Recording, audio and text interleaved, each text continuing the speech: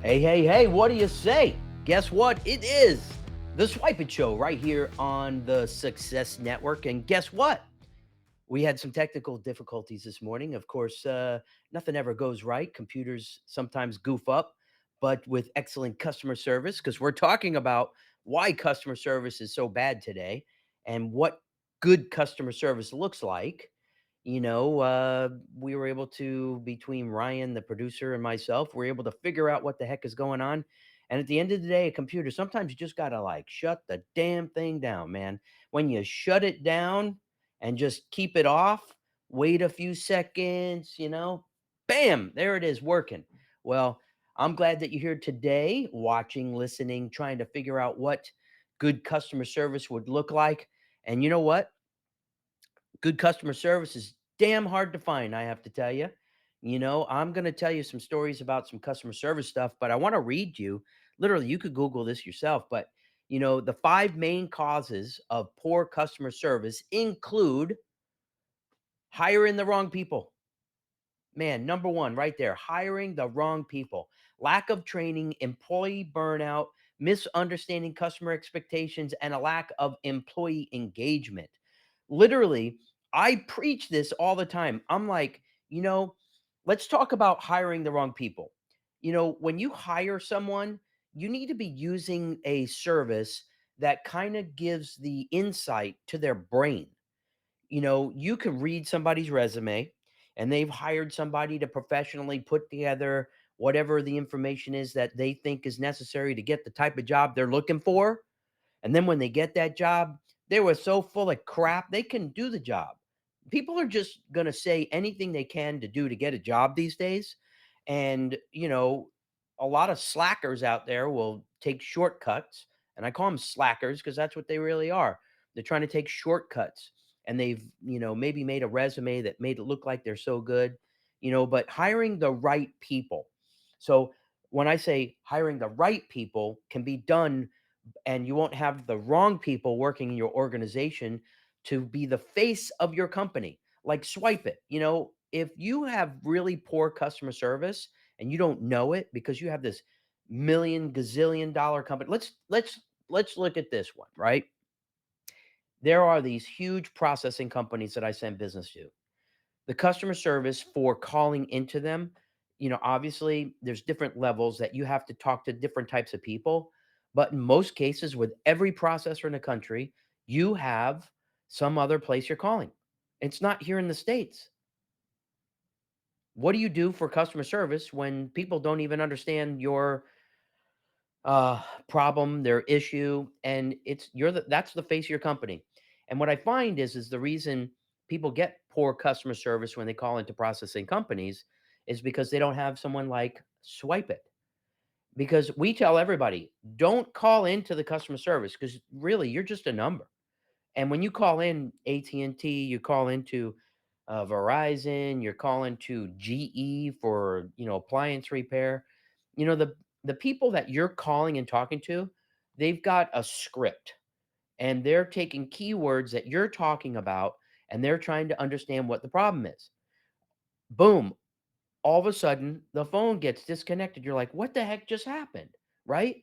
Cuz you called in. I don't care what the product or service is.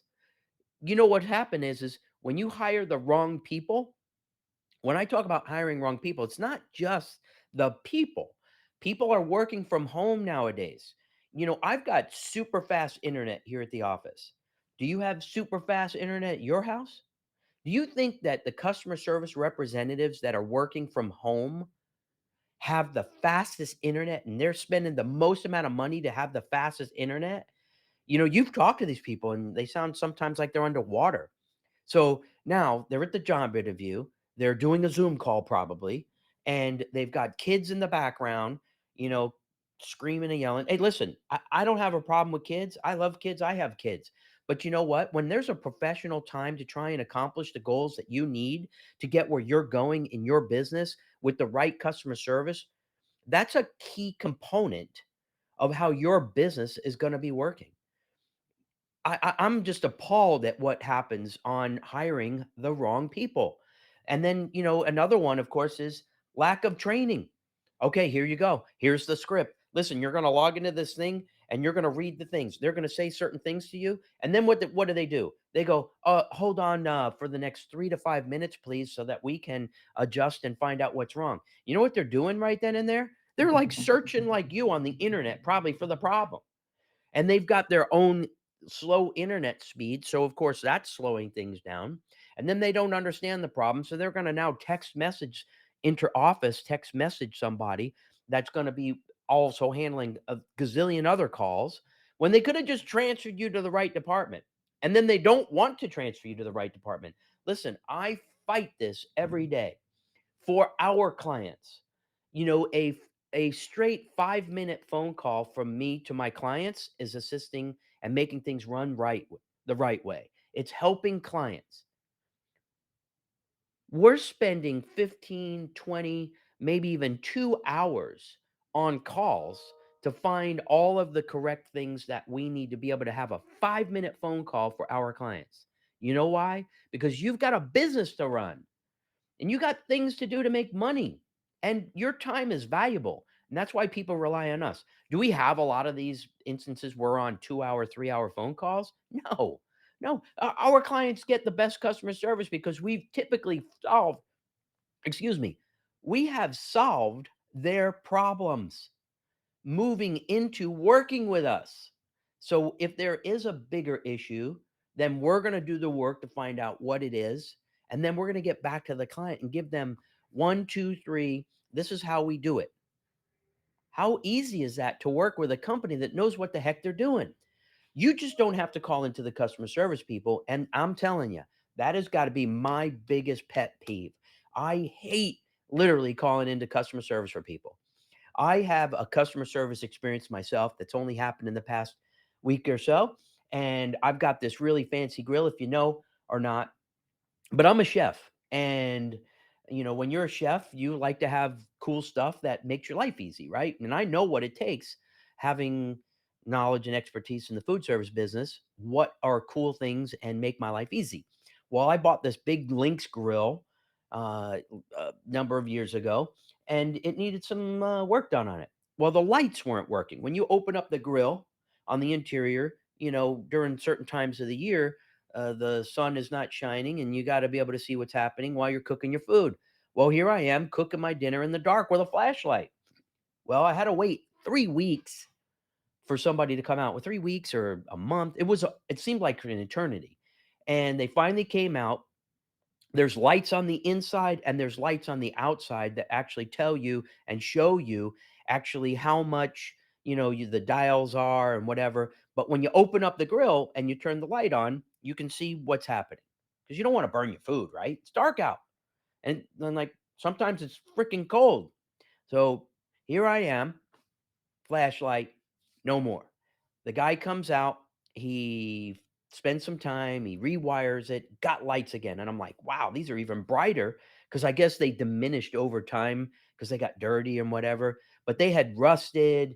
And, I have a pool. So the pool creates issues and problems with water close by, chlorine, salt, all that stuff.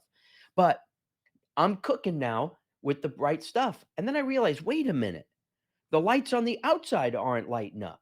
So I'm like, damn it. I got to call those people again. Guess what? I got to wait another 3 weeks for them to show up. Well, so what happens is you press the button, the lights go on the inside, and the lights go on the outside. That's what it's supposed to do. Well, he did something, maybe unplugged something. I don't know. I'm not taking this thing apart. I don't want to have a fire at my house and I don't want to get electrocuted. I don't know about you, but what I want things is I want people in their customer service capabilities to get the damn things right the first time. What the heck? Why wouldn't you check and see the light on the inside's working? Yeah, that's what were there to fix. But you don't want to create other problems on the inside or the outside of the grill, right? Or the outside of the problem. Hey, my screen's not working. Can you help me with that? Great. Okay, they fixed that. And then they went in and they changed some settings in the phone that weren't the same as it was before. Why are you messing with other people's stuff? This is poor customer service. Here's the problem with this customer service scenario I just talked about for my own personal grill in the past few weeks. Here's the problem. There's no one else that I can call. so they know they got you. I don't like that. It drives me crazy. Poor customer service.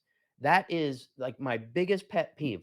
So next week, I'll have this person out here, and then they'll be like, "Oh, I'm so sorry, blah, blah, blah, blah, blah, blah." Dude, get your shit together. Do the job the right time the first time, and then stop making it so that if you're a manufacturer of a product or software, stop locking people in. Give a choice. It looks bad upon your company because now would I buy another grill that is going to lock me into that dude? There are software companies in my industry that literally, I just looked over some statements from one of our potential clients. I spent 2 hours on a Zoom call with this individual who was a referral from a client of mine from 18 years ago. That guy overpaid $537,000 in processing fees. The dude, if he was working with us, he would have saved a half $1 million. That dude was livid. And you know what? He then asked me, this is what really made me livid. So he then asked me, would you do a proposal for me so that I can bring that to the other company so they'll match what your rates are? Wow. What is wrong with people today? So you find an expert that actually goes through everything, spends some time with you, and then you're going to ask them for the ability to give them information to give to the current people you're working with. Do you think I'm going to work with that guy? Hell no. And you know what? I'm not going to tell you who that is. I'm not going to talk about that person. They're out of the state of Texas, but I'm going to tell you that is so wrong on so many levels. When you find an expert in the field and you turn around and you ask them all the information, you gather everything from them, but then you don't do business with them, wow. Wow. I mean, that is insane. How would you feel if that was you? This is what happens. I'm not angry about it. I'm just talking about customer service. That guy had poor customer service. He had nobody helping him. But he was locked in. So the company that actually created that software locked him in. Is that good customer service for you? I don't think so. I know for me, customer service is a priority number one. And I got people that are in our inner circle that if they don't provide good customer service to our clients, boom, they're gone, right? Because they better hire the right people. They better train their people the right way. Now you got management. Management. You get bad management, the people underneath them are also going to be pretty bad because they're not training the people right and they're not hiring the people right. So that's three of the five that I'm just talking about. And then you've got people with employee burnout. Today, people are working longer than ever and they don't have the tenacity like I have. I'm working 12, 15-hour days. I love what I do. I'm helping people and I'm there 100%. The quality of work remains the same. I don't care how hard I work, how many hours I work, the quality is always going to be there. You want that. You rely on us. You need that. And that's going to make you successful in your business. But, customer service between the burnout, the poor management, the lack of training, and of course, hiring the wrong people. Now, the last thing is lack of employee engagement. Think about that. People will call up, get customer service, and talk to them, and then they say, "Yeah, we'll get back to you." They don't get back to them. Listen, you know how many times? Listen, when somebody says they're going to call me back, I go, "Yeah, right. Ask for Mr. Blue when you call me back." And they go, "Why would I ask for Mr. Blue? I thought you were Mr. Hodis." Well, I'm going to be holding my breath until you call me back. And I'm going to be blue in the face because you're not calling back. You are going on to the next call. That crap makes me angry. You need to get a hold of the right people to help you with the good customer service you deserve. And that's what good customer service looks like. I could give you stories upon stories over the past 20 something years that I've been doing this. There are horror stories, but when you work with Swypit, you're going to get excellent customer service. People can call, text, or email me, and bam, we help them. Hey, Ryan, what do you say? Hey, You hey, got how's it a going, quick everybody? Good. Yeah, absolutely. No, Kevin, your segue was beautiful, right into what I wanted to ask you about. we've talked a lot on this show and had you kind of talk through different scenarios and the importance of experiencing that customer service. But I think, or rather, when you onboard a new client or you're working with a client, you're actively solving issues as they pop up. But let's say in maybe like a more difficult circumstance, what happens if you are, in fact, going to have to be on that phone for 2 hours working through a troubleshooting an issue with the client? What does that scenario look like from the client's perspective if they do have a four alarm fire pop up in their business and they really do need Swypit's help when that happens? Yeah, good question. They're going to do one of three things. They're going to pick one. They're going to either be calling us, going, "Hey, listen, I need help." They're going to get somebody to help them.